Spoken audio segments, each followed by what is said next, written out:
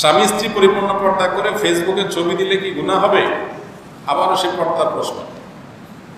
পরিপূর্ণ পর্দা করে মহিলা আবার ফেসবুকে ছবি দিবে কেন? তাহলে পর্দা হলো কেমনে? আমরা চাই আজকাল যে পর্দাও করবো, বাকি সব অবলা থাকবে।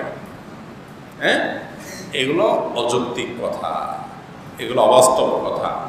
একজন নারী যদি পরিপূর্ণ পর্দা করেন, পরিপূর্ণ পর্দা যদি করেন, তাহলে তার ফেসবুকে ছবি দেওয়া আর প্রোফাইলে কিছু না দেওয়া বা খালি থাকা সমান, প্রোফাইল পিকচার, ঠিক না বেঠিক? আর যদি সেখানে আপনি শরীরের কোনো অংশকে ফুটায় তোলার চেষ্টা করেন, চোখগুলারে অন্তত ফুটায় তোলার চেষ্টা করেন, সেটাও কি হবে? পর্দার পরিপন্থী হবে। আল্লাহ তাআলা তো সৌন্দর্য প্রকাশ করতে নিষেধ করেছেন, আপনি প্রকাশ করলেন, এই জন্য এটা জায়েজ নাই।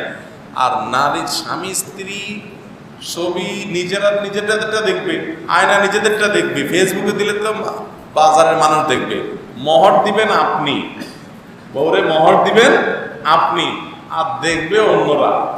আপনি পয়সা দিয়া দেখবেন আর বাকিরা ভাও দেখবো। আপনার মতো নির্লজ্জ, বেহায়া, ব্যক্তিত্বহীন পুরুষ আরেকটা আছে? কতটা বেকুব হলে এটা সম্ভব? বল।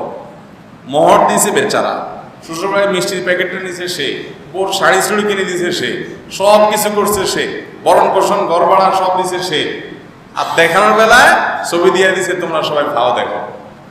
এর চাইতে বেকুব, এর চাইতে অর্বাচীন মূর্খ আর কে হতে পারে? বলো, নির্বোধ আর কে হতে পারে যে ভাই পয়সা খরচ করলাম আমি আর তোমরা ফাও শুধু দেখে বেড়াও, মজা লয়ে।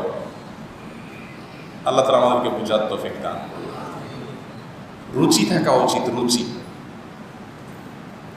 আপনার স্ত্রীর, এখানে তো পর্দার কথা বলছেন, অনেকে তো সাধারণ ছবি, একদম খোলামেলা ছবি দেয়। আপনার স্ত্রীর খোলামেলা ছবি দেখে অন্যজন কি চিন্তা করে জানেন না? জানেন না? আপনি নিজে এগুলো এরকম ছবি দেখে কি চিন্তা করেন, অন্যরাও সে চিন্তা করে। বুঝেন না কথা? আজ দিয়ে বলেন না আমি তো সুশীলদের মতো, কিছু সুশীল আছে না, এই সুশীলরা এত সুন্দর ভালো সাজে না, ওনাদের কোনো সমস্যা হয় না, ওনাদের শরীরে কোনো এই ধরনের কোনো চাহিদা নাই, কামনা নাই, বাসনা নাই, মনের ভিতরে কোনো বাজে চিন্তা আসে না। ওনারা মানুষ না, ওনারা আস্ত শয়তান। বুঝে আসছে কথা?